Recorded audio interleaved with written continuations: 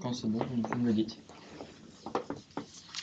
Bonjour à tous, bienvenue sur ce YouTube Live en ce mercredi après-midi dans lequel nous allons revenir avec monsieur le recteur de l'Académie Nancy-Metz sur l'aboutissement de ce Grenelle de l'éducation et les 12 engagements qui en découlent.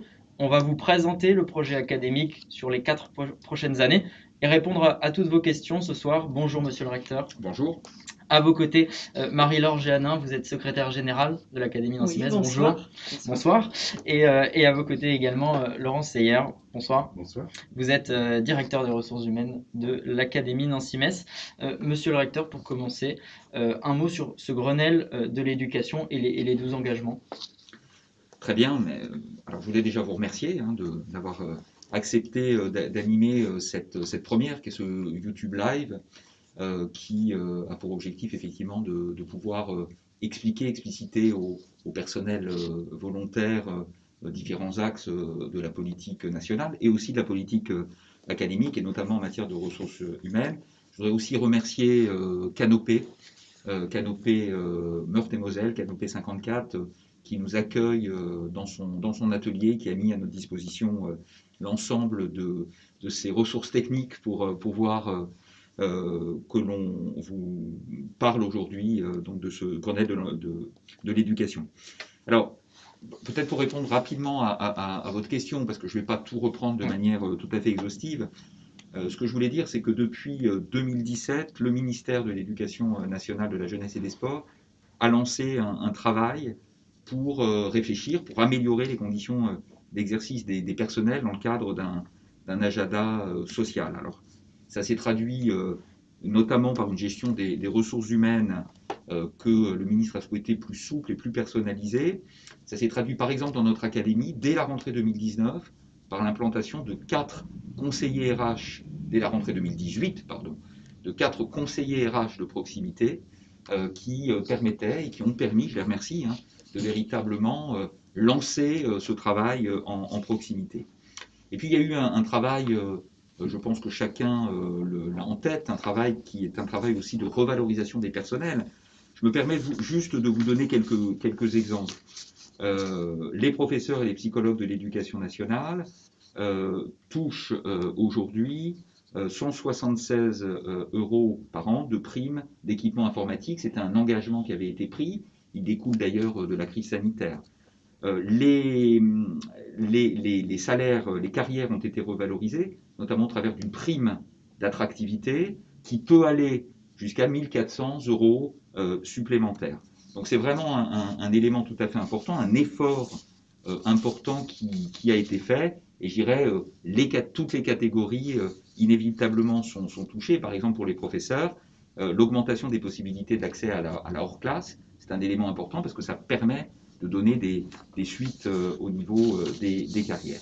Et puis il y a eu le Grenelle de l'éducation dont vous parliez il y a un instant, qui s'est traduit par plusieurs semaines de travaux et de réflexions, où tout le monde a été entendu. Il y a eu aussi à l'issue de ce Grenelle un travail avec les partenaires sociaux, et à l'issue de cela, eh bien, 12 engagements ont été pris. Alors ces 12 engagements, je ne vais peut-être pas tous les citer, il y a 12 engagements et 456 propositions, je crois. Donc on ne va peut-être pas les faire toutes, mais je voudrais insister peut-être sur certains de ces engagements. Tout d'abord, la reconnaissance financière des personnels. Je vous ai indiqué les augmentations qui ont été engagées d'ores et déjà. Pour l'année prochaine, c'est 700 millions d'euros supplémentaires qui vont permettre, dans le cadre de discussions qui ont été lancées hier ou avant-hier, eh bien, de poursuivre la politique de revalorisation. C'est un engagement numéro 2 de donner à chacun la possibilité de faire connaître ses compétences et ses souhaits. Il faut que les carrières dans l'éducation nationale soient des carrières aussi qui soient mobiles. C'est aussi un engagement 3, permettre à chacun d'être acteur de son parcours professionnel. C'est l'engagement 4, personnaliser l'accompagnement des professeurs. Je pense notamment aux conseillers pédagogiques, dont le nombre sera augmenté auprès des inspecteurs. C'est l'engagement 5 de bénéficier de nouveaux avantages sociaux. Vous savez qu'on ne dispose pas dans l'éducation nationale jusqu'à présent de ce qui s'apparente à un comité d'entreprise qui propose des avantages sociaux. Eh bien, ça sera une nouvelle prestation avec une association nationale qui s'appellera le Préau, qui viendra compléter les offres académiques qui peuvent exister. À partir de quand? Alors, dans les mois qui viennent, je ne sais pas, très sincèrement, je ne sais pas si ça va être à la rentrée 2021, mais en tout cas, durant la prochaine année scolaire, les choses vont se mettre en place. C'est aussi la proximité. La proximité, c'est construire un lien direct entre les personnels et les services administratifs. On y reviendra parce que c'est aussi l'essentiel de notre feuille de route. C'est donner le pouvoir d'agir aux équipes éducatives, c'est l'engagement 7, grâce à une direction d'école qui est consolidée. Il y a eu beaucoup de travaux et beaucoup d'améliorations sur la situation des directeurs d'école et c'est tout à fait normal. L'idée est à la fois de décharger davantage les directeurs d'école, ça sera le cas à la rentrée 2021. Les directeurs d'école, notamment dans les plus petites écoles, vont être davantage déchargés, c'est-à-dire sans responsabilité de classe, qui leur permettra effectivement d'assurer davantage leur mission de direction. C'est aussi partager avec tous les personnels les évolutions du pouvoir d'achat du bien-être au travail. Il va y avoir un observatoire du bien-être au travail qui va être créé. C'est aussi l'élaboration, et ça va être le sujet essentiel d'une feuille de route académique. Et puis c'est aussi assurer une continuité pédagogique efficace pour les élèves en cas d'absence de professeurs, et donc tout le sujet du remplacement qui est toujours un sujet et qui a été un sujet important pendant la crise sanitaire doit être un axe de travail important. Et puis c'est aussi faciliter l'accès à une formation continue davantage diplômante. Alors dans la mise en œuvre académique, nous avons élaboré avec l'ensemble des acteurs, et ça a été présenté au Conseil technique académique, au Comité technique académique, un projet académique qui s'appelle l'école sur tous les territoires. Pour les 4 prochaines années, c'est ça? Oui, 2021-2025. Il s'appelle l'école sur tous les territoires et il a un troisième axe, puisque c'est la thématique d'aujourd'hui, qui est sur l'accompagnement des personnels. Et la volonté, c'est que notre accompagnement des personnels soit un accompagnement qui soit beaucoup plus en proximité. Et c'est tout l'objet de la feuille de route que nous avons construite, et on pourra donner des exemples. Et justement, j'en profite pour dire que vous pouvez poser vos questions au recteur et à tous nos intervenants ce soir sur une adresse mail qu'on vous a déjà transmise et qu'on va vous rappeler, c'est live, live-grenelle-éducation @ac-nancy-metz.fr. Je la redonne, live-grenelle-éducation @ac-nancy-metz.fr. Marie-Laure Jeannin, je rappelle que vous êtes secrétaire générale de l'Académie Nancy-Metz. Sur ce projet académique, un seul mot d'ordre, la proximité. Oui, la proximité, c'est effectivement la grande nouveauté néanmoins mise en place depuis 2017, comme l'a rappelé le recteur avec l'implantation des conseillers RH de proximité. Mais la proximité, c'est aussi une organisation. L'Académie de Nancy-Metz, ce sont 40 000 personnels. Donc 40 000 personnels, cela suppose une organisation robuste et que je vais essayer de vous présenter pour permettre à nos auditeurs d'avoir une vision un peu structurée de qui sont ces agents qui travaillent au quotidien pour la gestion des ressources humaines. Alors, je ne cite pas dans ma présentation les premiers interlocuteurs que sont les chefs d'établissement, les inspecteurs, les chefs de service, les chefs de bureau. Ce sont les premiers interlocuteurs, bien évidemment, de l'ensemble des personnels. Mais au service d'une politique RH dans une académie, il y a toute une structuration qu'il me semble important de pouvoir décrire. Alors, la politique des ressources humaines dans notre académie, sa mise en œuvre est confiée au DRH de l'académie qui est là présent. Alors, il travaille avec 2 adjointes qui, en proximité au quotidien, gèrent l'ensemble des dossiers. Et comme premier groupe d'acteurs, j'ai envie de citer les différents gestionnaires qui sont dans les services académiques. Services académiques, c'est-à-dire rectorat et inspection académique, mais aussi certains établissements, je dirai pourquoi tout à l'heure. Donc, la gestion des carrières et la gestion financière des 40 000 personnels est bien assurée par les services de gestion que j'ai cités. Alors, au rectorat, ce sont 108 gestionnaires. 108 gestionnaires qui, à la DPAE, donc Division des personnels administratifs et d'encadrement, 27 gestionnaires qui assurent la gestion de 10 500 personnels administratifs et d'encadrement. La DPE, division des personnels enseignants. Ce sont 81 gestionnaires qui assurent donc la gestion des 16 500 personnels enseignants du second degré. Et dans les 4 inspections académiques, nous retrouvons 72 gestionnaires pour les 13 000 enseignants du premier degré et une partie des personnels AESH. Et je finirai par citer avec 2 lycées mutualisateurs, l'une pour une partie des AESH et pour les assistants d'éducation de l'académie. Ça, c'est le premier bloc, je dirais le bloc des gestionnaires métiers, carrière, mobilité, paye. On a ensuite un autre groupe métier que j'appellerais les experts métiers, et ils complètent donc l'équipe des ressources humaines au rectorat et dans les DSDEN. Et là, on a alors bien évidemment les services de la formation continue des personnels, 3 conseillers mobilité carrière qui font de l'ingénierie de parcours, un correspondant handicap qui est un expert métier précieux pour permettre au personnel en situation de handicap de voir leur situation bien prise en compte et leur permettre d'exercer leurs fonctions.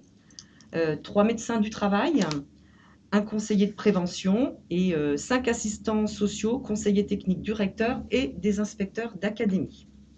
Et je ne voudrais pas oublier dans les acteurs métiers, les experts métiers, je ne voudrais pas oublier de citer bien évidemment les conseillers techniques, infirmiers et médecins qui apportent aussi une forte contribution à la gestion des ressources humaines de l'académie, et on l'a vu notamment dans le cadre de la gestion de la situation sanitaire. Alors, le troisième bloc d'acteurs, qui est le plus nouveau, c'est celui des conseillers RH de proximité. Donc, actuellement, 5 exercent, 3 sont en cours de finalisation de recrutement et 4 seront recrutés à la rentrée. Et ils vont mailler l'ensemble du territoire académique pour apporter accompagnement, renseignement de proximité au personnel.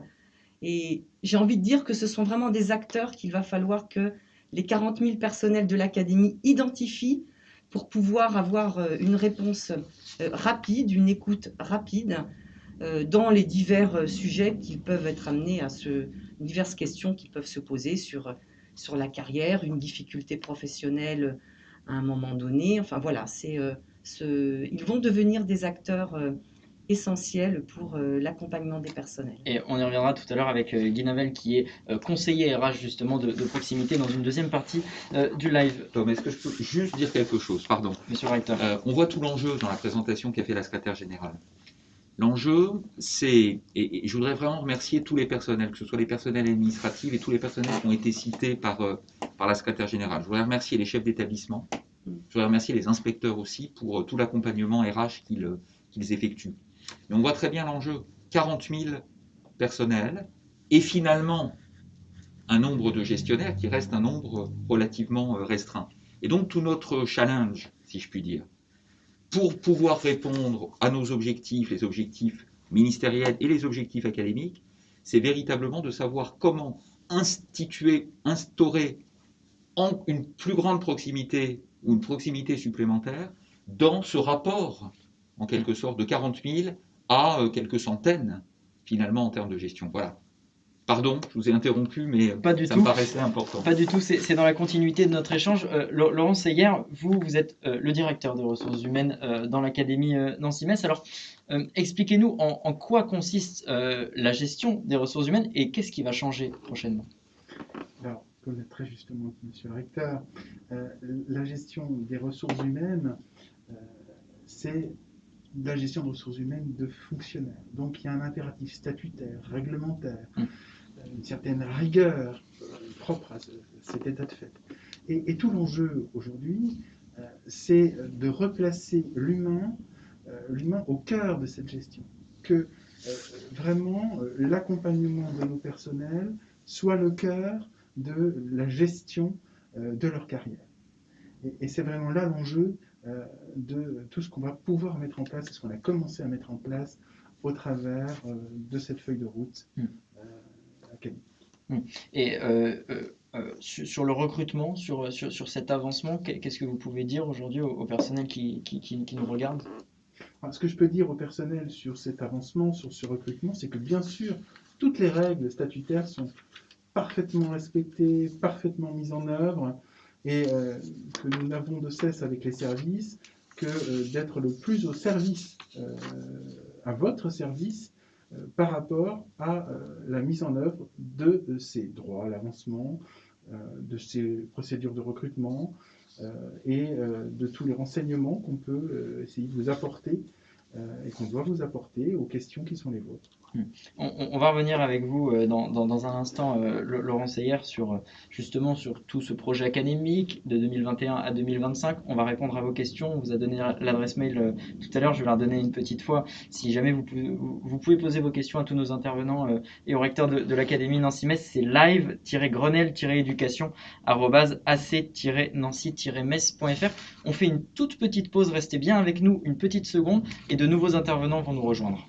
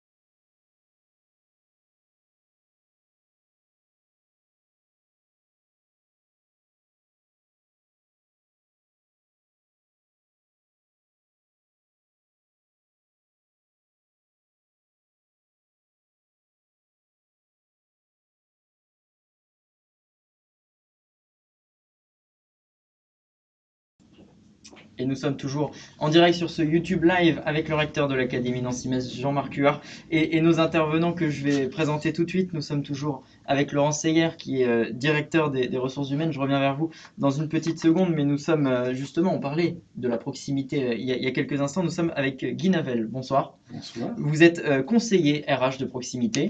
Dans un instant, on détaillera justement tout ce côté RH de proximité. Et puis Sylvie Voltrager, bonsoir à vous. Bonsoir. Vous êtes assistante sociale, conseillère technique justement du rectorat de l'Académie Nancy-Metz. Laurent Seyer, je reviens vers vous puisqu'il y a quelques instants, vous nous présentiez tout ce projet académique d'un point de vue ressources humaines. Et on a beaucoup de questions qui arrivent sur quelles sont les choses concrètes qui ont été faites, quelles sont vos avancées, comment avez-vous procédé justement? Alors, en fait, suite à l'impulsion qui a été donnée par M. le ministre dès septembre en Sorbonne, avec un séminaire regroupant l'ensemble des DRH académiques, nous nous sommes mis en ordre de marche, nous avons commencé à travailler. Et très vite, on s'est aperçu que ce travail que nous menions, il ne pouvait pas se faire sans associer les personnels. Et de fait, nous avons souhaité, avec M. le recteur, mettre en place une démarche, je dirais, agile et dynamique.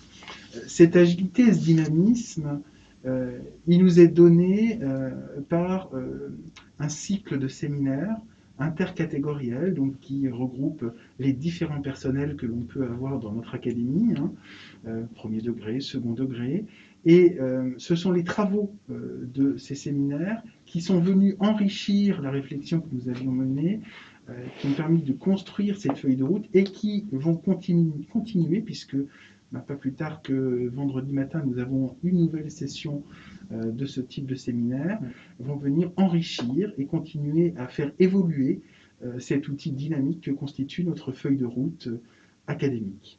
Vous parlez d'une feuille de route, quels sont les grands axes? Alors, elle comporte 5 axes.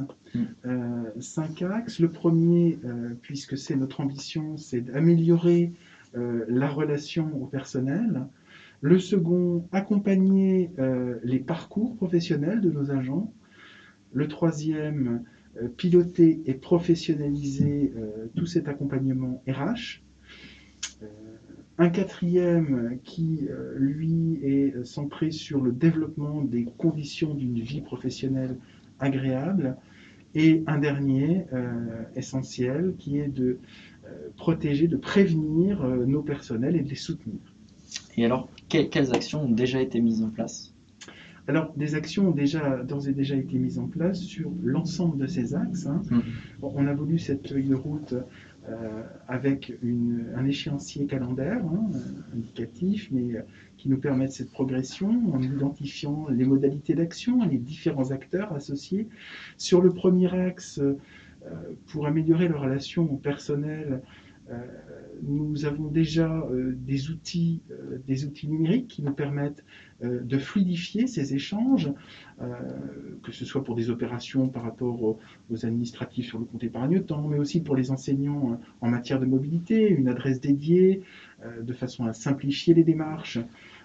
C'est aussi la mise en place de réponses d'attente, d'accusé-réception que nous avons d'ores et déjà mis en place.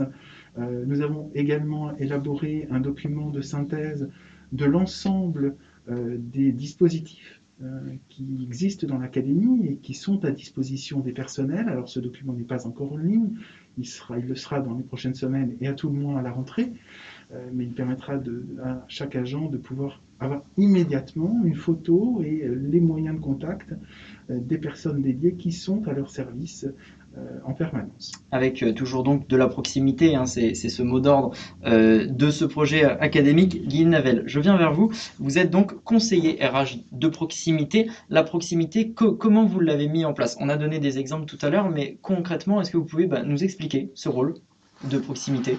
Alors, il y a eu un temps avant le Covid et un temps après le Covid, mais heureusement, comme il y a eu le temps avant, on a déployé des permanences par circonscription.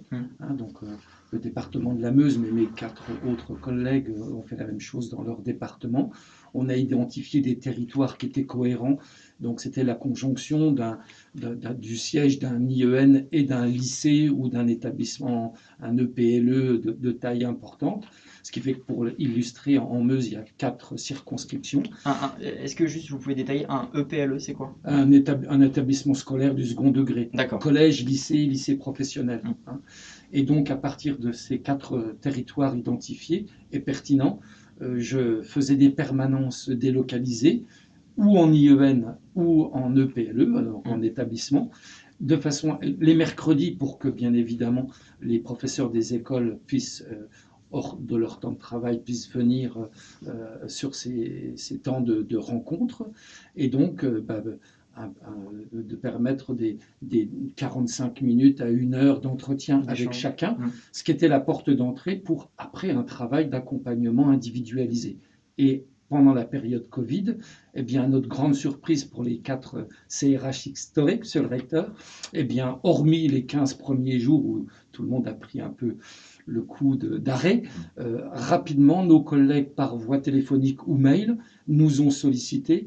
Et finalement, quand on a fait le premier bilan avec M. Sayer et M. le Recteur, on s'est rendu compte que sur la première année d'exercice, on avait en Lorraine accueilli aux alentours de 800 à 850 personnes. Et je n'ai pas encore eu le temps, Monsieur le Recteur, de vous faire le bilan de l'année, bien évidemment, puisqu'on n'est pas encore totalement au 14 juillet, mais le rythme de rendez-vous et de contact a été à la même hauteur que l'an passé. Et par exemple, pour illustrer en Meuse, l'année dernière, 191 rendez-vous individuels. Là, à cette heure-ci, j'en suis à 150. Donc vous voyez que le rythme a continué et c'est toujours à peu près dans la même philosophie de demande, une grande partie de gens qui veulent évoluer en interne ou en externe, donc ont des projets, et d'autres qui tâtonnent. Il y a un début de fatigue professionnelle et ils veulent être conseillés pour ou relancer leur carrière ou aller vers d'autres métiers de l'éducation nationale ou d'autres fonctions interministérielles. Et donc, notre rôle à nous, conseillers de ressources humaines, c'est à la fois d'apporter le bon conseil, de communiquer sur tous les dispositifs que l'Académie a déployés depuis de nombreuses années, et aussi de relayer. On a une fonction un peu de lien avec l'ensemble des personnels de l'académie, et on ne travaille jamais seul. On s'appuie sur, bien sûr, les services centraux de la DRH, mais aussi les assistantes sociales, les infirmières, les inspecteurs, toute personne qui, à nos côtés, peut apporter un plus dans l'accompagnement de la personne qui a un projet ou un début de projet. Un travail collaboratif, monsieur le recteur? Oui, 800, l'an passé, 804 conseillers RH de proximité. L'année prochaine, c'est 12 conseillers RH de proximité. Donc ça veut dire qu'on va monter en puissance. Les premiers conseillers RH de proximité, c'est les chefs d'établissement, ce sont les inspecteurs. Ça, je voudrais le rappeler. Et parfois, il y a besoin de se décentrer un peu par rapport à une chaîne qui est une chaîne strictement hiérarchique. Et donc c'est là il y a tout l'intérêt de ces conseillers RH de proximité qui permettent véritablement d'accompagner et aussi de relayer les choses. Donc vraiment une volonté de monter en puissance. Et la secrétaire générale l'a dit tout à l'heure, conseiller RH de proximité, 4, tout le monde comprend bien, 4 ça veut dire 4 départements, donc implantés en gros dans les DSDEN.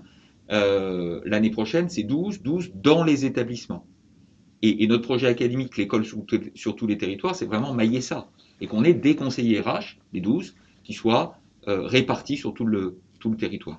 Donc on est vraiment dans un acte qui est extrêmement fort de notre feuille de route ressources humaines. Avec un travail donc très collaboratif entre chaque partie de cette académie. Et Laurent Sayer, notre DRH, souhaite que l'équipe des 4, puis 5, puis 12 soit en harmonie et en cohérence aussi, pour que un personnel de Bar-le-Duc ou un personnel de Boulay ou de Sarrebourg, grosso modo, soit pris en charge à peu près de la même manière, même si l'individualisation est toujours importante, mais que le service ajouté par cette arrivée des conseillers soit quand même la même. Donc un travail à la fois coopératif entre CRH, mais coopératif avec l'ensemble des personnels. Quand vous êtes à Montmédy, pour venir à Nancy, c'est 2h30. C'est ça. Quand vous êtes à La Marche ou à Montureux-sur-Saône, c'est 1h30.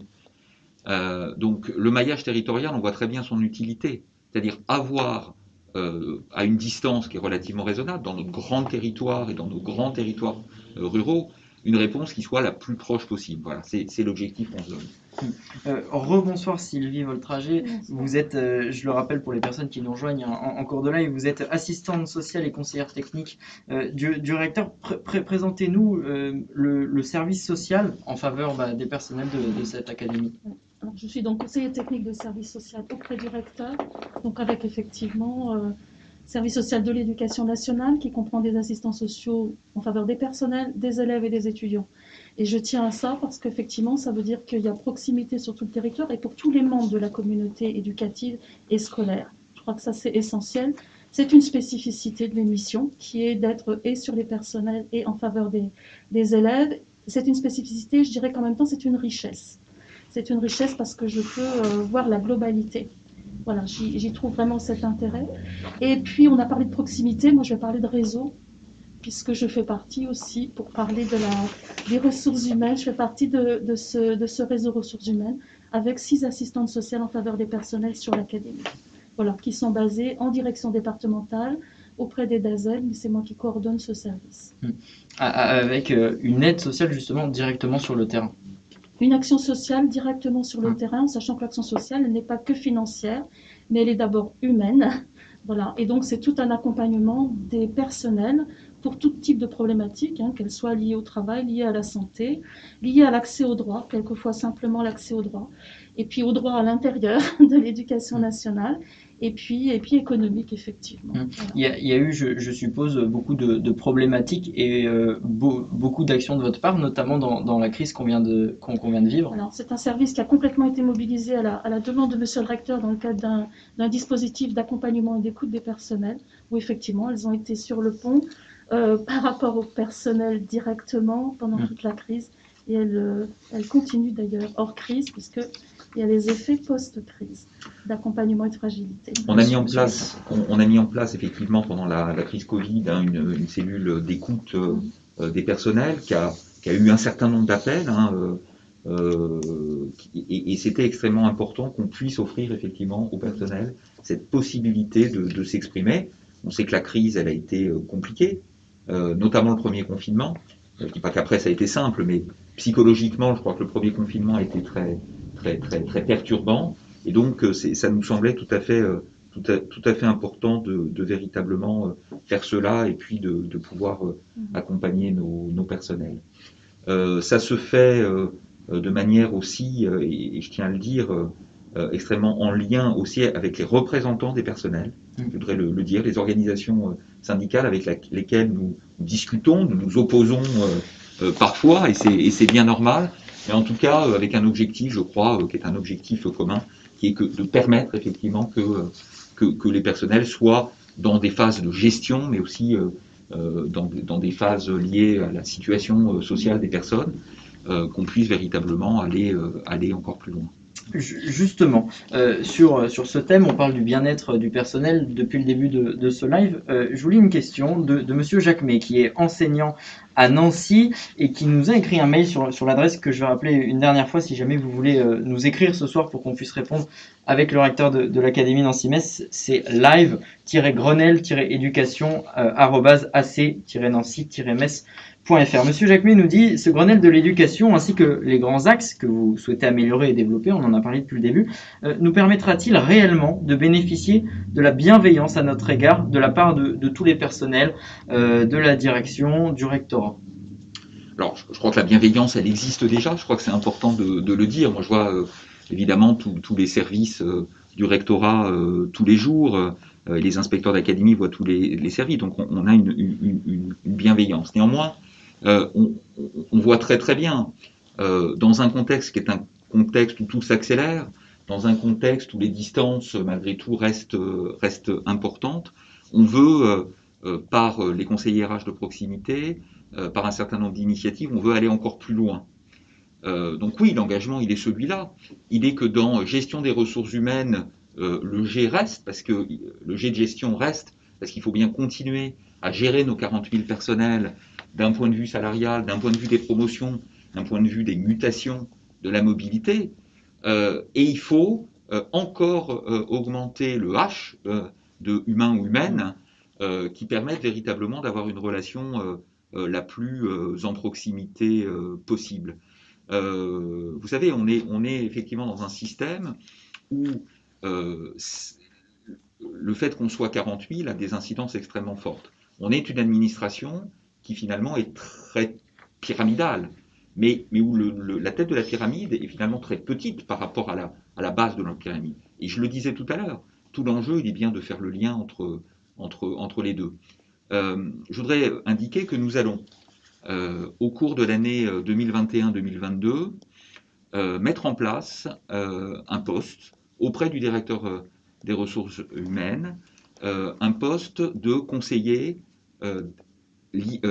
chargé de l'accompagnement des personnels et du bien-être au travail, voilà, qui permettent effectivement auprès du directeur des ressources humaines véritablement de le conseiller, mais aussi de faire le lien entre les différents acteurs parce qu'ils sont nombreux et de soutenir en quelque sorte le directeur des ressources humaines pour faire cela. Et il sera évidemment en premier lieu en lien avec les CRH de proximité. Justement, Laurent Seyer, la personne qui nous écrit ce mail, Monsieur Jacquemet, demande une réelle écoute et une réelle compréhension de la part du rectorat, justement sur les personnels. Qu'est-ce que vous leur répondez à propos de l'écoute?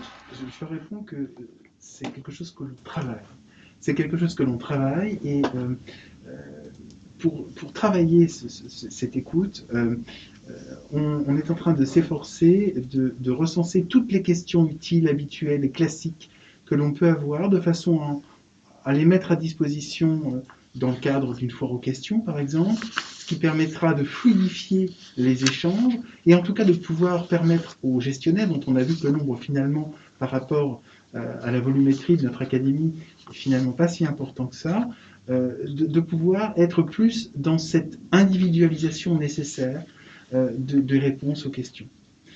Et c'est vraiment par ce travail de fond et qui va passer aussi par l'identification des besoins en formation de nos gestionnaires de personnel formation à l'écoute, mais aussi aux besoins qu'elles vont pouvoir nous exprimer. Et pour ce faire, nous avons prévu début juillet, avec Monsieur le Recteur, un séminaire des gestionnaires de personnel, de l'ensemble des gestionnaires de personnel, pour les accompagner dans cette démarche et dans cette acculturation. C'est aussi la mise en œuvre de guides pratiques pour les nouveaux dans notre académie, avec quelque chose de plus dynamique et, je dirais, de plus simple d'utilisation, qui permettent aux collègues arrivants ou aux autres de trouver facilement le bon interlocuteur sur une démarche qu'ils veulent envisager. Je précise, pardonnez-moi, mais dans l'engagement numéro 6 du Grenelle de l'éducation, il y a l'idée de construire un lien direct entre les personnels et les services administratifs. Et c'est tout ça.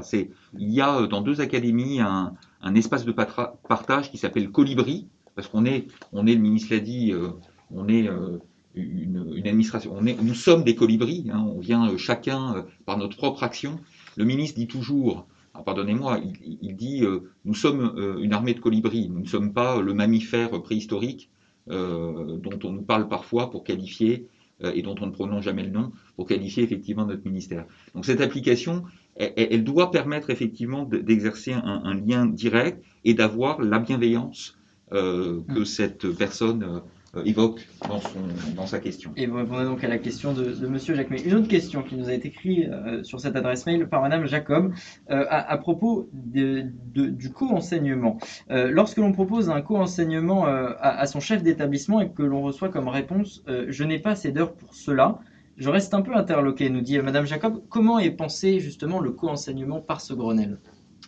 Alors, bon, je ne connais pas la situation particulière, je crois qu'il faudrait voir la situation particulière. Par exemple, dans la réforme de la voie professionnelle, hein, la question du co-enseignement est un élément important, puisque c'est inhérent à la réforme. Ça se fait en seconde et en première, d'ailleurs, notamment en français et en mathématiques. Et puis, en terminale, ça va pouvoir s'ouvrir à d'autres disciplines, c'est-à-dire c'est des disciplines générales, plus une discipline professionnelle, avec 2 professeurs qui interviennent. Alors on n'est pas complètement dans la ressource humaine, mais on est dans quelque chose qui est extrêmement important, qui est peut-être la cohésion et le travail en commun, et le travail en collaboration aussi. Il y a beaucoup de professeurs qui évoquent cette question du travail en collaboration. Alors c'est un élément qu'il faut avoir. Je vais peut-être vous donner un exemple qui est un tout petit peu différent, mais qui va permettre une collaboration beaucoup plus forte.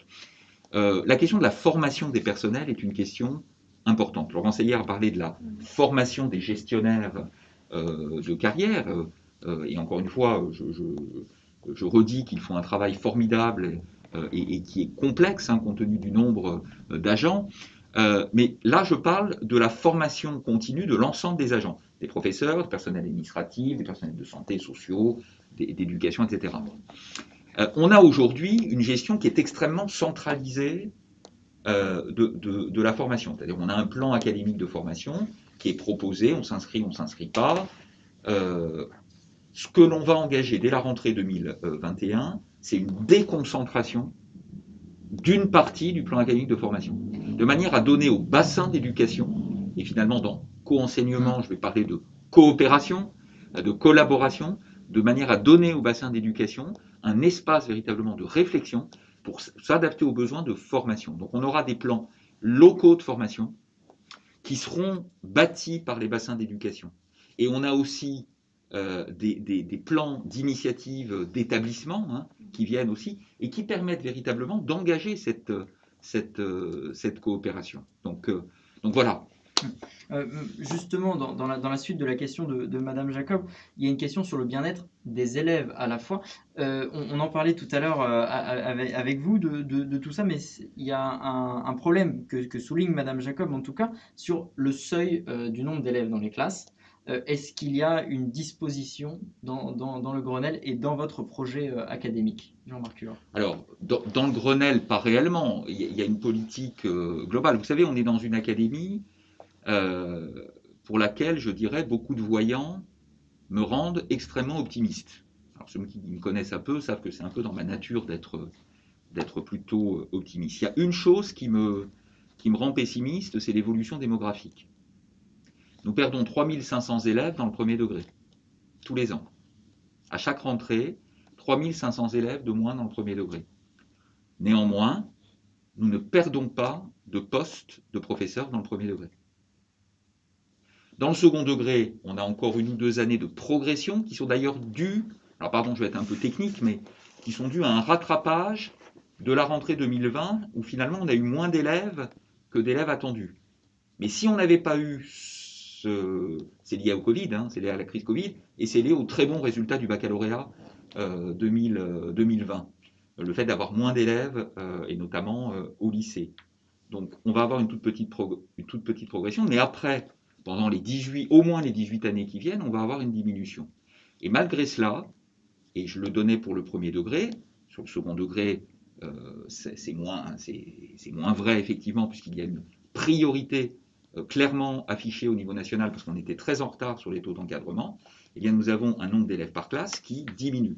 Nous aurons dédoublé la totalité des CP et des CE1 en éducation prioritaire. Nous aurons dédoublé une très grande partie, sinon la totalité des grandes sections d'école maternelle. Nous tendons vers un objectif présidentiel qui est dans le premier degré de 24 élèves par classe.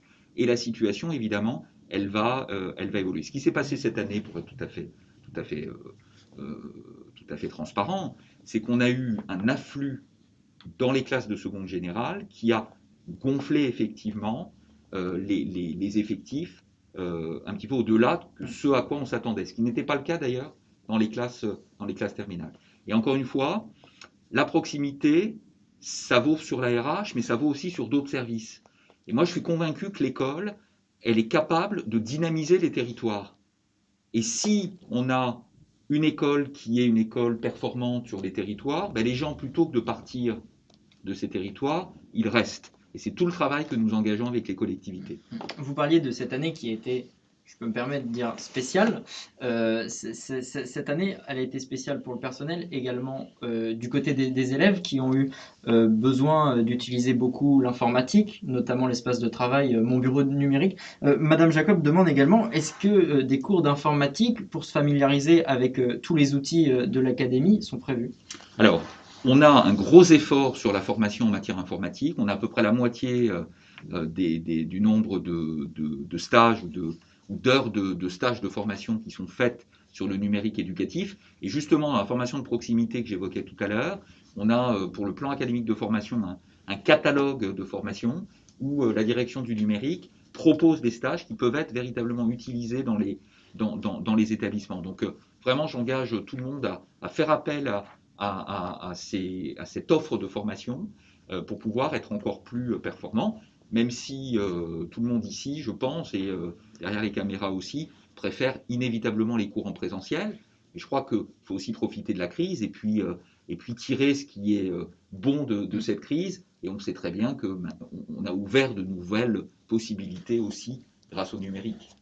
Une autre question sur un autre thème qui est beaucoup revenu dans nos questions, c'est Madame Comans qui nous pose une question sur les contrats AESH. On rappelle ce que c'est, ce sont des personnes qui aident les élèves en situation de handicap, qui nous dit que les contrats les plus courants pour les AESH sont des contrats de 24 heures.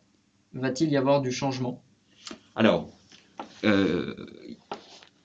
nous sommes extrêmement attentifs, et merci de cette question, parce que c'est une question extrêmement importante. Nous avons fait d'immenses progrès en matière d'inclusion des élèves en situation de handicap, et ces progrès, nous les avons faits grâce à deux professions. Les professeurs qui accueillent de plus en plus d'élèves en situation de handicap dans leur classe, et les assistants pour élèves en situation de handicap, les AESH, qui sont auprès des élèves, soit de manière individuelle, soit de manière collective. Alors, il y a eu une volonté ministérielle très forte, et j'exerçais mes fonctions précédentes à l'époque, donc je m'en souviens très très bien, qui a permis une déprécarisation de la profession d'AESH. Par exemple, il n'y a plus de contrat d'1 an, c'est contractuel, hein, mais il n'y a plus de contrat d'1 an, c'est minimum des contrats de 3 ans. C'est un élément extrêmement important, parce que quand vous voulez contracter un prêt bancaire pour acheter un appartement, une maison, même faire un prêt à la consommation, la banque, elle préfère quand vous avez un contrat de 3 ans qu'un contrat d'1 an. Donc ça, c'est une des mesures importante. Il y a eu d'autres mesures qui permettent effectivement de les précariser. Nous travaillons de manière très active parce que, si vous voulez, la difficulté, c'est quand un AESH est, je dirais, attribué à un élève en situation de handicap, l'élève en situation de handicap, il a maximum 24 heures de cours s'il est dans le premier degré. Enfin, il a maximum 24 heures de cours. Donc c'est pour ça que les contrats, ils sont comme cela. Donc nous travaillons de deux manières. Nous avons lancé les pôles inclusifs, les PIAL, qui permettent effectivement à un AESH de pouvoir intervenir auprès de plusieurs élèves. Et donc ça a permis d'augmenter la quotité horaire des services des AESH. Et puis la deuxième chose sur laquelle nous travaillons, c'est de pouvoir, sur tous les temps de l'enfant, c'est-à-dire le scolaire, mais aussi le périscolaire, pour lesquels nous ne sommes pas employeurs, nous, Éducation nationale, eh bien de pouvoir faire en sorte que ce soit le même accompagnant qui suive l'enfant. Donc on a encore des chantiers importants, mais vraiment je voudrais dire aux AESH qui nous suivent que leur situation est une situation qui véritablement nous importe très fortement et pour laquelle nous allons continuer à avancer. Sylvie Boltrager, un mot justement sur les AESH. Je pense que leur place, elle est prioritaire auprès de ces élèves si on veut réussir l'inclusion, c'est très clair. C'est attendu aussi des familles, c'est vraiment la relation au niveau des familles qui est aussi importante avec, pour cet accompagnement d'enfants. Les familles, elles ne doivent pas être seules dans ce cadre-là. Voilà. On a notre mission, notre rôle de l'accompagner. Et je pense qu'il va falloir effectivement continuer à monter en puissance, comme vient de le dire Monsieur le recteur. Voilà, c'est le bénéfice de la loi de 2005, hein, tout simplement, et on a ces élèves en classe. Voilà. Monsieur le recteur, vous parliez d'école inclusive. Justement, une question de Madame Franck à ce propos sur l'adresse mail qui avait été mise en place pour ce live, qui nous demande comment gérer dans une même classe un enfant allophone, un enfant à haut potentiel et un enfant avec un trouble autistique. C'est un cas qu'a rencontré Madame Franck. Est-ce qu'il y a des dispositions prévues dans votre projet? Alors, c'est effectivement une question importante. Je dirais le pendant de l'inclusion, c'est à la fois la diversité des profils devant lesquels les professeurs se retrouvent, des profils d'élèves devant lesquels les professeurs se retrouvent, et la difficulté qu'il peut y avoir. Alors, il y a plusieurs réponses. Il y a déjà la présence, effectivement, des AESH. On a embauché des AESH supplémentaires. Tous les ans, il y a des AESH en plus. Je crois qu'au niveau national, c'est 8000 en plus ces dernières années, tous les ans. Hein, donc on a une progression extrêmement importante qui est liée aussi à la progression de l'inclusion. Vous savez, moi je me déplace beaucoup. Je vois systématiquement, quand je vais dans un collège, un lycée ou une école primaire, je vois systématiquement un AESH présent dans l'école ou dans la classe. Systématiquement. Bon. Donc ça, c'est le premier élément. Deuxième élément, c'est la formation. Il existe aujourd'hui, d'une part, une plateforme, parce qu'il y a la formation des personnels spécialisés pour le handicap, mais il y a la formation des personnels qui n'est pas spécialisée. C'est le cas de la personne qui a posé cette question, qui dit, moi je ne suis pas formé sur la diversité, toute la diversité des publics.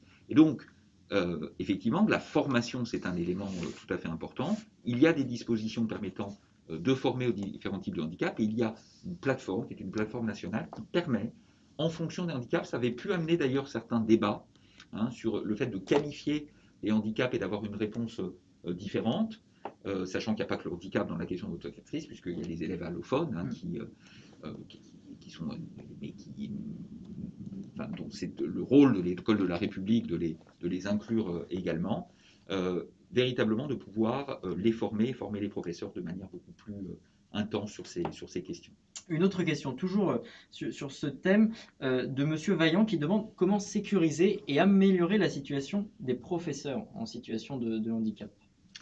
Ah, alors, merci, c'est une question importante parce que l'inclusion, elle est du côté des élèves, mais elle est aussi du côté des professeurs. Nous avons l'obligation, je regarde le DRH, mais nous avons des obligations, d'ardentes obligations sur cette situation, notamment de permettre à nos personnels d'être dans un environnement qui leur permet d'exercer leur métier. Nous avons l'obligation notamment de leur permettre de disposer du matériel qui est adapté, d'avoir un accès qui soit adapté. Donc c'est un élément auquel je suis personnellement très attentif. l'inclusion des élèves, c'est aussi l'inclusion des personnels en situation de handicap. Alors je pense aux professeurs, et je pense aussi aux personnels administratifs qui sont dans les rectorats, pour lesquels nous avons une attention qui est tout à fait importante. Et c'est tout le travail de notre correspondant handicap qui, à partir du besoin identifié d'un agent en lien avec la médecine du travail, va pouvoir vraiment essayer d'apporter au maximum la réponse de l'aménagement du poste de travail pour que l'agent soit dans les meilleures conditions possibles par rapport à ce handicap. Justement, les meilleures conditions possibles, le bien-être du personnel, ce sont les thèmes que nous abordons ce soir dans le live. Si vous venez de nous rejoindre, on détaille les différents engagements du Grenelle de l'éducation avec le recteur de l'Académie Nancy-Metz. On a un message de Madame Arnould, qui est professeure de lettres, qui nous écrit « J'ai lu le Grenelle de l'éducation et j'ai retenu la volonté d'épanouissement au travail comme de développer les conditions d'une vie professionnelle agréable. » C'est ce qu'on peut lire. Quand et comment s'appliqueront ces recommandations justement pour améliorer la performance des équipes, monsieur le recteur? Alors, il y a la performance, mais il y a surtout l'épanouissement. C'est ce que je lis dans la question, enfin, sauf erreur de ma part. Moi, je crois que le métier, alors je ne sais pas la fonction qu'exerce cette dame, elle est professeure. Professeur de lettres. Professeur. Bon. Je crois que le métier de professeur, c'est un métier qu'on doit exercer avec plaisir. Enfin, le fait de transmettre à des élèves est évidemment lié enfin, je crois que c'est le vrai pour toutes les professions, mais c'est d'autant plus important, je crois, dans le métier de professeur. Donc alors, on vient de vivre une année qui est une année compliquée. On vient de vivre une année où il y a eu des contraintes, la contrainte de ce que nous portons autour de la bouche, le masque, inévitablement, enfin moi qui m'exprime très souvent publiquement, je vois la contrainte que cela a porté. Nous avons eu les contraintes effectivement du distanciel, nous avons eu différentes contraintes. Si un professeur constate à un moment donné, dans un métier qu'il a exercé plusieurs années, que finalement il ne s'épanouit pas ou il ne s'épanouit plus, il faut qu'il trouve des réponses. Les réponses, c'est le cas échéant les assistantes sociales, c'est les CRH, les conseillers RH de proximité. On en reçoit beaucoup. Et vous recevez des professeurs qui sont dans cette situation, là. C'est aussi, je le dis, un engagement du Grenelle qui est de mettre en place dans chaque académie, et donc nous allons la mettre en place dans notre académie, une mission permettant d'identifier des agents, des personnels qui pourraient exercer des fonctions d'encadrement à l'avenir. Donc l'idée, c'est d'identifier finalement, je vais dire, des talents, entre guillemets, permettant au personnel d'évoluer. Il faut que nous soyons une académie, il faut que nous soyons un ministère, une institution dans laquelle la mobilité soit plus importante. Et l'enjeu, il est aussi important à cause de la pyramide que j'évoquais tout à l'heure, la base qui représente la majorité des effectifs de personnel, et puis finalement la tête qui est en nombre relativement réduit. Voilà. Donc c'est cela, et c'est aussi au quotidien, pour ceux qui veulent rester professeurs, faciliter la vie dans la relation à l'administration, permettre d'accéder à plus de formations, avoir des engagements, c'est ce qu'on fait dans le premier degré, de diminution de la taille des classes, c'est un engagement présidentiel important, et nous le réalisons. On aura des taux d'encadrement qui n'ont jamais été aussi élevés dans le premier degré à la rentrée prochaine. Donc je pense que tout cela contribue inévitablement à l'épanouissement. Justement, sur la formation, un message de Fabienne qui nous arrive en direct pendant ce live. Quelles sont les démarches à suivre pour pouvoir travailler dans ces plans de formation? Alors, nous allons début juillet publier un plan académique de formation. Donc il y aura des stages qui seront proposés, qui vont être par catégorie de personnel. On a souhaité aussi qu'il y ait du plan intercatégoriel, c'est-à-dire qu'il soit commun à l'ensemble des personnels. Et puis nous avons aussi, et puis c'est peut-être aussi un lien avec la question précédente, nous avons aussi cette année travaillé avec d'autres administrations, d'autres écoles. Je pense à l'IRA de Metz, je pense au Centre national de la formation des collectivités locales, le CNFPT, pardon, l'acronyme m'échappe à l'instant, pour pouvoir aussi offrir d'autres types de formations. Et puis je rappelle aussi que les professeurs, et n'importe quel personnel d'ailleurs, peut demander des congés formation qui leur permettent d'engager une reconversion le cas échéant. Un message de Cathy à présent qui nous dit avoir 57 ans et un métier de professeur qui la fatigue et qui ne peut pas prendre sa retraite avant 5 ans. J'aimerais pouvoir, comme les profs du secondaire, travailler à 80%. J'ai des enfants étudiants. Je ne peux pas me permettre une perte de salaire. Quand aura lieu l'augmentation promise? Alors, j'allais dire, bon, sur la situation des fins de carrière, je me tournais vers le DRH, mais je vais prendre la question. Encore une fois, hein, le Grenelle de l'éducation, c'est 1,1 milliard, c'est 400 millions qui sont d'ores et déjà engagés sur 2 ans, hein, 1,1 milliard sur 2 ans. 400 millions qui sont déjà engagés, c'est les augmentations que j'ai évoquées tout à l'heure, qui s'adressent notamment sur l'attractivité, aussi sur l'équipement informatique, et sur tout un tas d'autres indemnités pour les personnels, je ne peux pas détailler, je n'ai pas le temps. Et puis l'année prochaine, c'est 700 millions d'euros.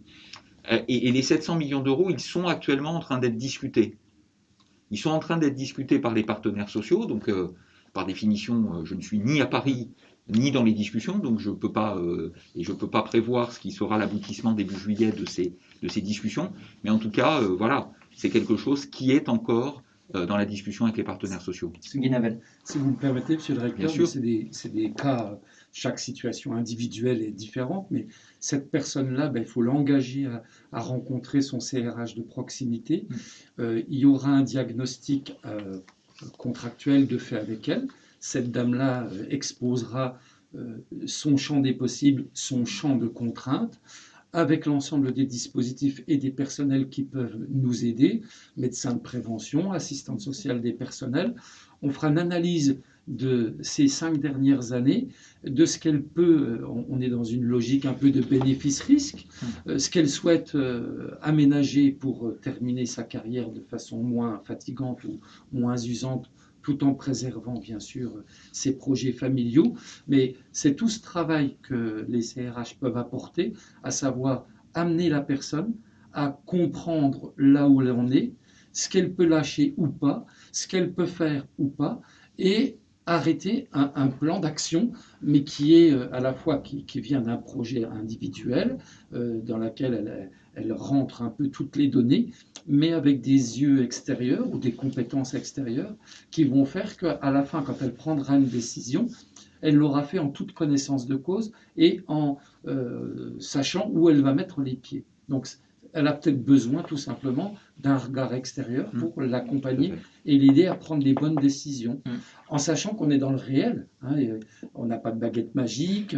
Et ce que je voulais apporter à Monsieur le Recteur, c'est que souvent on a des situations individuelles qui viennent nous solliciter, mais le rôle de l'éducation nationale, c'est aussi de sans cesse rappeler tant aux élèves, aux parents, qu'aux enseignants ou au personnel qu'on a un projet collectif à faire vivre, qui est le vivre ensemble, la citoyenneté, suite aux événements d'hier, la promotion de la démocratie, le respect des individus dans un projet collectif, sans faire d'analogie. On va suivre la performance de l'équipe de France de football dans l'Euro, mais certes, on a la chance en France d'avoir des individus. On est une très grande équipe. Avec des individualités brillantes, mais il faut que le collectif se construise pour que les individualités se maillent et puis que la réussite collective de l'équipe se fasse. On ne peut pas s'appuyer uniquement sur une star. Dans un établissement scolaire, avec toute la diversité des parcours et des personnes, c'est que chacun soit à sa place, mais aussi chacun dans le projet collectif de la nation, à savoir par le bien-être des personnels, réussir à apporter la réussite de la majorité ou de tous les élèves selon leur propre parcours. J'ajouterais que l'amélioration de la situation des personnels, c'est aussi ce qu'évoquait Monsieur le Recteur tout à l'heure, c'est aussi l'augmentation des contingents de promotion sur leur classe, surtout sur des collègues qui sont en fin de carrière. Cette augmentation des promotions, des contingents de promotion à leur classe, c'est aussi un enjeu fort aussi pour nos personnels. Et ça augmente dès cette année. Je vais peut-être ajouter un petit élément. Je ne vais pas utiliser la métaphore du football parce que je ne suis pas du tout compétente dans ce champ-là. Par contre, j'utiliserai simplement une parole, c'est de dire parler et oser parler. C'est-à-dire que concrètement, qu'il y ait cette démarche pour cette personne d'aller rencontrer les CRH de proximité, d'aller rencontrer les assistantes sociales des personnels et peut-être d'autres personnes parce que simplement, il y a peut-être des accès aux droits aussi qui ne sont pas mesurés. Les étudiants, il y a des droits particuliers. Il y a peut-être aussi je ne vais pas rentrer dans tous les détails, mais des choses à revoir au niveau des prêts. Enfin voilà. Et peut-être que le fait de parler, c'est peut-être s'engager aussi et faire des choix. Voilà. Prêt, bénéfice-risque. On a une personne qui nous regarde et qui souligne une augmentation des démissions et des ruptures conventionnelles. La question est la suivante. Pensez-vous que la réforme que vous présentez notamment ce soir va permettre de limiter ces départs ? Alors, je ne sais pas s'il y a une augmentation des démissions. Enfin, on publie un bilan social tous les ans, donc on le verra. Je n'ai pas les chiffres là, donc je ne suis vraiment pas sûr. Il y a des demandes de rupture conventionnelle, mais il y en a plus qu'avant, puisqu'avant, ce n'était pas possible. Donc, par définition, entre quelque chose qui n'est pas possible et quelque chose qui est possible, donc il y a des demandes de rupture conventionnelle. Il y en a, je les signe toutes. Je peux vous dire que j'en ai pas tous les jours non plus. J'en ai pas tous les jours. Alors après, une rupture conventionnelle, par définition, c'est par convention. Donc, c'est l'employeur et la personne qui doivent être d'accord pour rompre. Donc, bon. Mais, encore une fois, j'ai pas le sentiment qu'il y ait cette augmentation de manière très, très, très forte. En revanche, l'enjeu, il est sur l'attractivité. Il faut qu'on ait des jeunes professeurs qui nous rejoignent. Il faut qu'on ait beaucoup de candidats dans les concours. C'est pour ça aussi que l'enjeu, vous savez, quand les salaires, le ministre a fait le constat, en début de carrière, étaient trop faibles. On va, dès cette année, dès l'année qui est en cours, on va jusqu'à 1 400 € d'augmentation annuelle pour les jeunes professeurs. C'est pas rien. Et on espère véritablement attirer des jeunes. On diversifie l'accès également au concours, avec différentes voies d'accès. Je ne vais pas rentrer dans le détail là, on n'a plus le temps. Mais donc vraiment, on a cette attractivité-là. Mais encore une fois, on le verra très clairement dans le bilan social. Si on a une augmentation des démissions, je ne crois pas. En tout cas, un des axes de ce projet, Sylvie Vautringet, c'est améliorer le bien-être au travail. Oui. Je crois qu'on est tous partis sur ce point-là et apporter tous les moyens, que ça soit RH, mais je voulais aussi dire qu'apporter le bien-être au travail, c'est aussi accompagner les personnels dans leur mission, même au cœur même de leur classe, très clairement. Et accompagner, ça veut dire aussi les former, y compris sur des thématiques particulières, des problématiques d'élèves, par exemple, simplement pour comment on appréhende telle ou telle situation de protection de l'enfance, de violence, de harcèlement à l'école, et monsieur le recteur connaît bien le sujet, voilà. Comment est-ce qu'on appréhende ces difficultés finalement, et comment surtout on accompagne nos personnels pour pouvoir l'appréhender et peut-être apaiser aussi certaines tensions dans les classes. Voilà, et c'est ça, viser le bien-être en classe. Ça commence là. Laurent Silla. Oui, j'ai envie d'ajouter que c'est aussi permettre aux collègues de s'inscrire dans des espaces métiers partagés ou des ateliers de pratique professionnelle pour pouvoir échanger librement autour de leur quotidien et du coup de quelque part le faciliter et du coup le rendre encore plus agréable. C'est ce qu'on met en place pour les directeurs d'école notamment.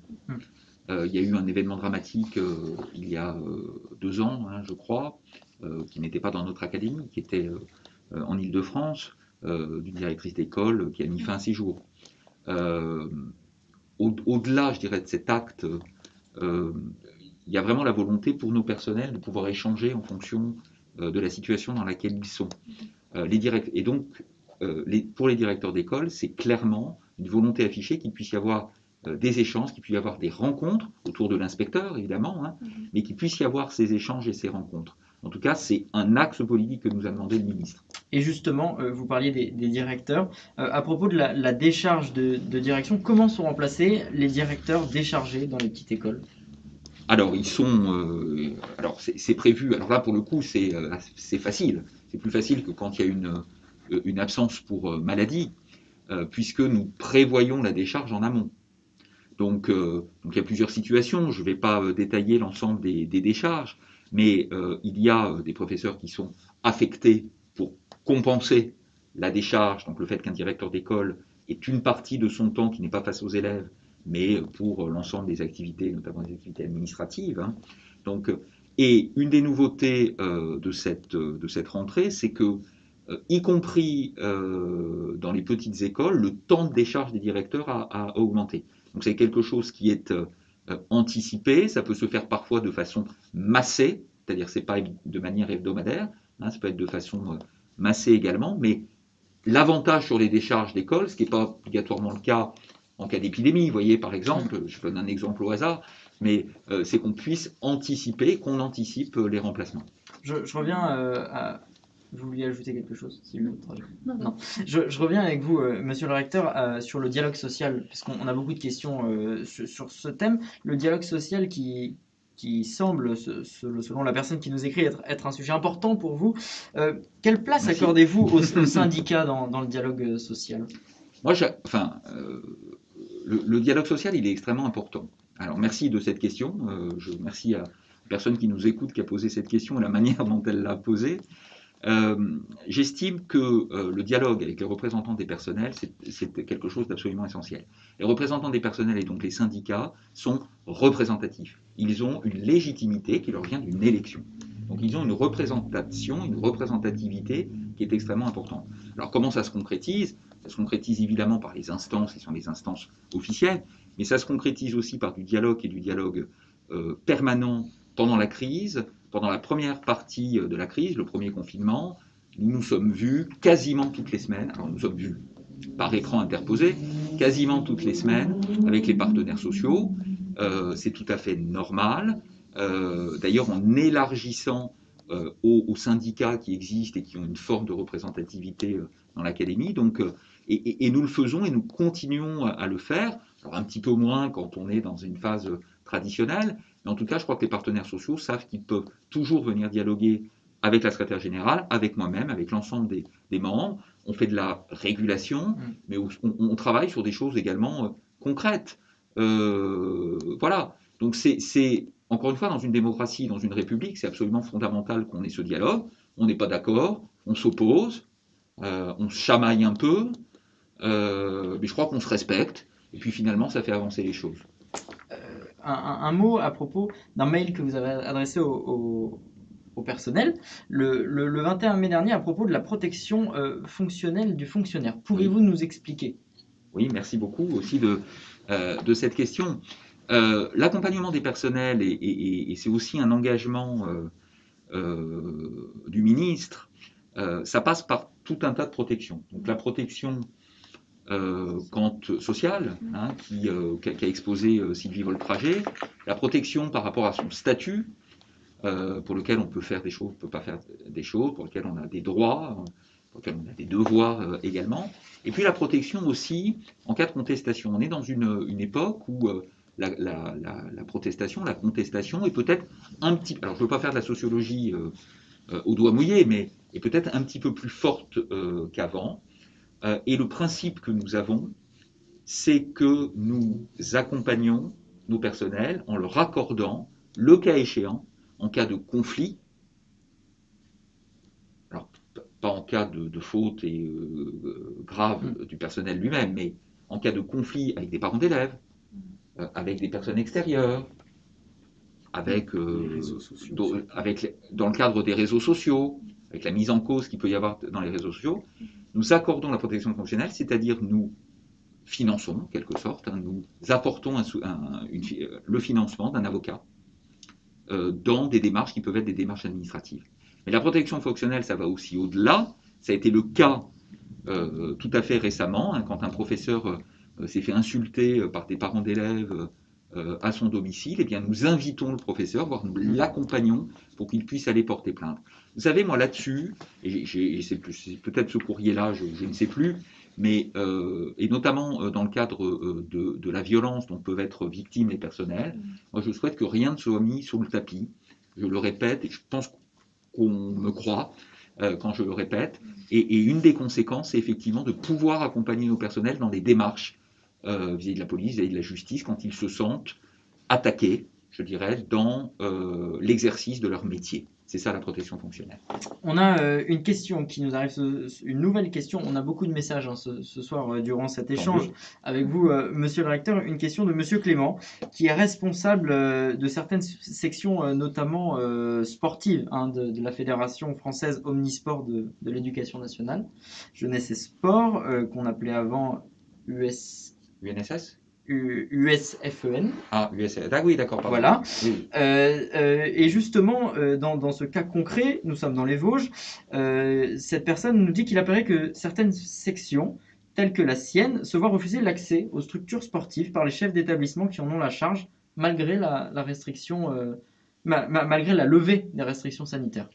Bon, écoutez, c'est vraiment une situation particulière, donc ça me permet peut-être, Tom, votre question de dire que les questions auxquelles on n'aurait pas le temps de répondre, auxquelles on ne pourrait pas répondre, là, sincèrement, je ne connais pas la situation, donc c'est un petit peu le cas. On y répondra, on s'engage à y répondre par mail, c'est-à-dire qu'on a les mails, donc on répondra aux personnes. Sincèrement, il faut qu'on ait des informations un peu plus précises, où ça se passe, quel est véritablement le cadre dans lequel on exerce, d'autant plus que les équipements sportifs, souvent, ils dépendent des municipalités, pas des établissements scolaires en plus. Donc voilà, donc je voudrais voir pour ne pas répondre de bêtises. Un mot à propos des PPCR, c'est-à-dire le passage à la hors-classe. Pouvez-vous nous préciser les modalités pour les personnels qui, comme moi, c'est un message que je voulais, se voient pénalisés par un avis pérenne qui malheureusement condamne les espoirs d'accès à la hors-classe? Alors, le PPCR, c'est... Alors, je parle sous le contrôle du directeur des ressources humaines, qui est beaucoup plus spécialiste que moi. Le PPCR, c'est un engagement, un accord qui a été signé par un certain nombre d'organisations syndicales, qui a été signé dans le quinquennat précédent. Pas le quinquennat d'Emmanuel Macron, c'est signé dans le quinquennat précédent, qui a mis en place un certain nombre de dispositions nouvelles, notamment sur les rythmes d'avancement, et qui... Alors, il faut un petit peu distinguer, parce que des fois, dans le PPCR, on le met un petit peu de manière générique, mais ce à quoi la personne fait allusion, c'est les rendez-vous de carrière qui interviennent à certains moments et qui, de fait, il y a trois rendez-vous de carrière, et qui, de fait, sont déterminants par rapport à l'avancement des personnels. Alors qu'auparavant, on avait quelque chose de plus glissant sur la carrière, notamment à chaque évaluation ou à chaque inspection. Donc, on est dans cette situation-là, c'est lié à un accord qui est un accord qui a eu lieu en 2000, je ne veux pas dire de bêtises, mais 2015, je pense, 2015 ou 2016, voilà, qui a donné lieu à une réglementation. Donc, l'intérêt de ces rendez-vous de carrière, c'est effectivement qu'on puisse, à certains moments, gagner des années supplémentaires. Alors, l'avantage aussi, et il y a peut-être deux éléments de réponse, c'est que le PPCR a créé une classe exceptionnelle qui n'existait pas auparavant, après la hors-classe.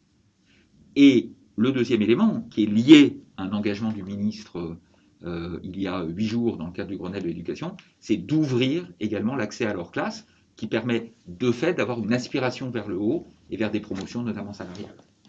Voilà, vous continuez de nous envoyer vos messages, évidemment sur l'adresse mail que je vais rappeler une dernière fois, qui est juste ici, c'est live-grenelle-éducation@ac-nancy-metz.fr. On a un message de Madame Schuller, qui est conseillère pédagogique de circonscription, qui nous demande qu'en est-il des conseillers pédagogiques de circonscription dans le Grenelle de l'éducation?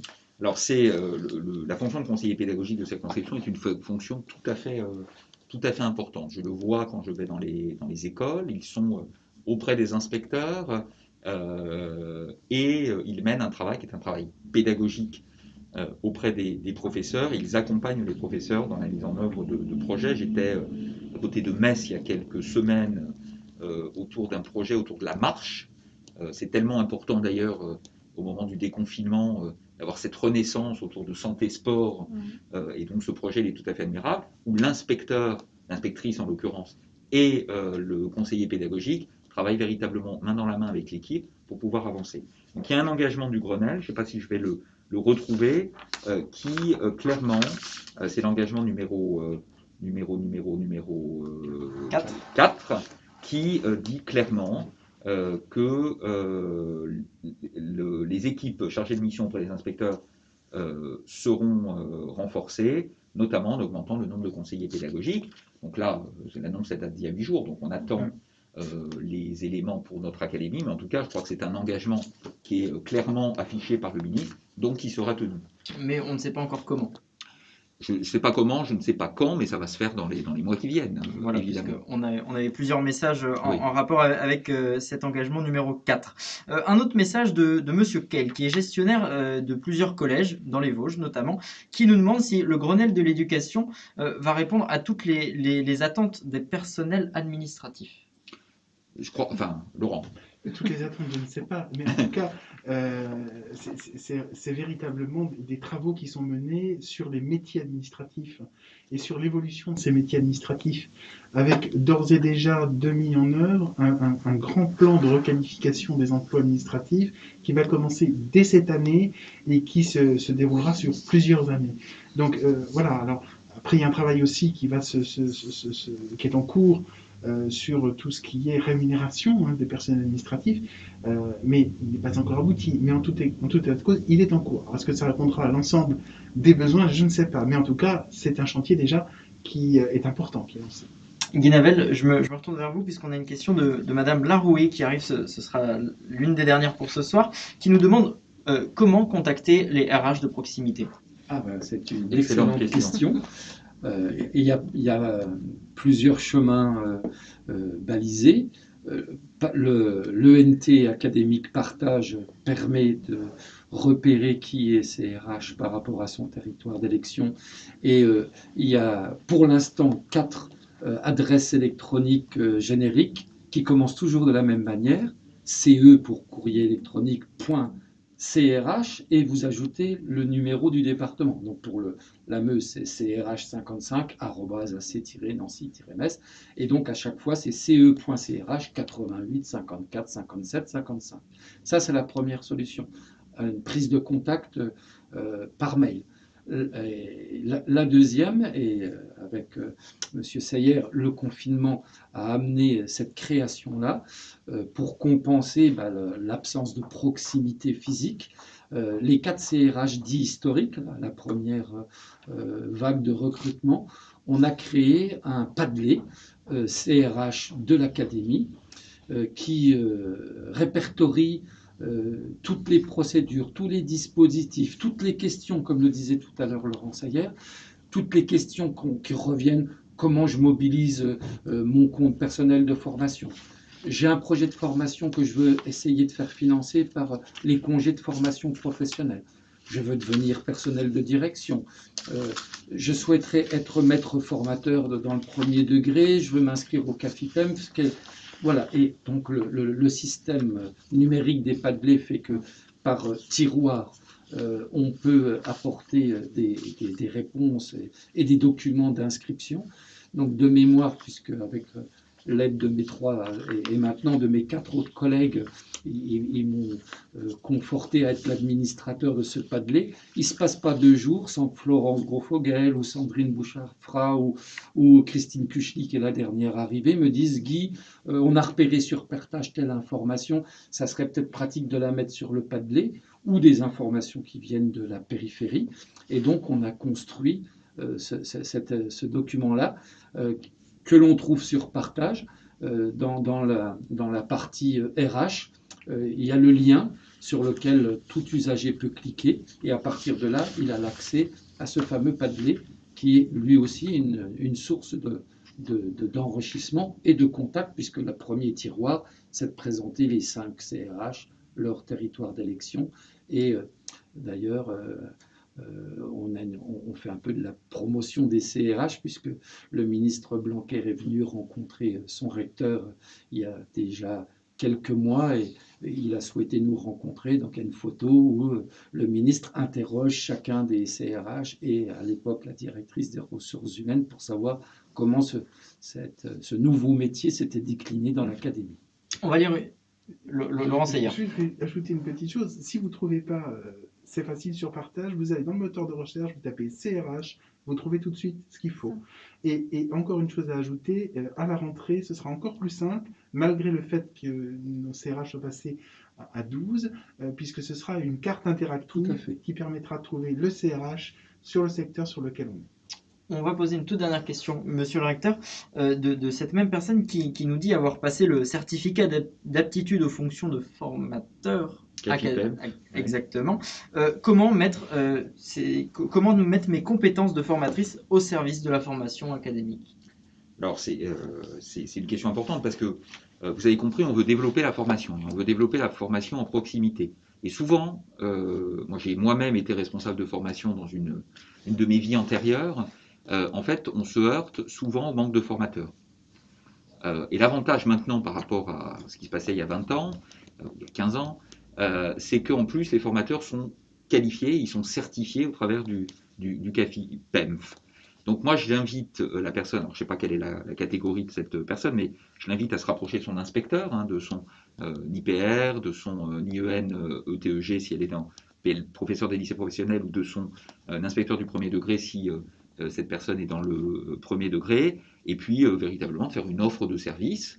Voilà. Après, elle peut effectivement aussi joindre le CRH de proximité, ce qui peut faire le lien, parce que c'est aussi ça l'utilité, en disant, vous voyez, c'est la recherche des talents que j'évoquais tout à l'heure. On a des jeunes qui veulent, on a des jeunes, oui, on a des personnes qui veulent, et des moins jeunes, qui veulent exercer des missions, mais on a des personnes sans mission et des missions sans personne, finalement.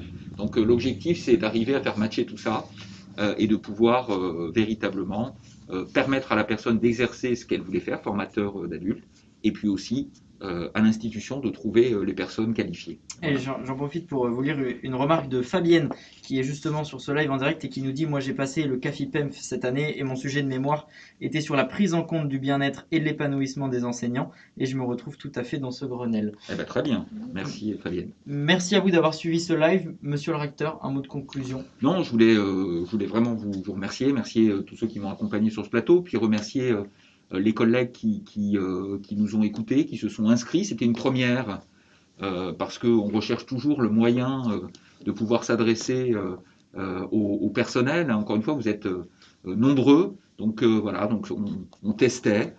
J'espère que ça vous aura convenu dans la discussion. En tout cas, j'espère surtout qu'on vous aura apporté des informations.